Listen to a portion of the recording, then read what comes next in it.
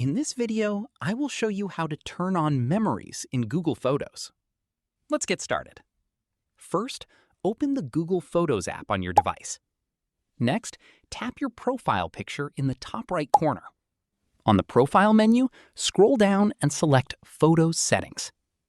In the Settings menu, tap Preferences, then select Memories. On the Memory Settings page, you'll see options such as Hide People and Pets, Hide Dates, Memory Types, and Notifications, depending on your app version. Now, tap Memory Types. Then turn on the toggles for time-based memories and themed memories. You can also customize your memories experience by choosing which people, pets, or dates appear more or less frequently in your photo highlights. Once you've finished making your changes, simply exit the Settings menu. Google Photos will automatically create and display memories from your saved photos and videos. That's it!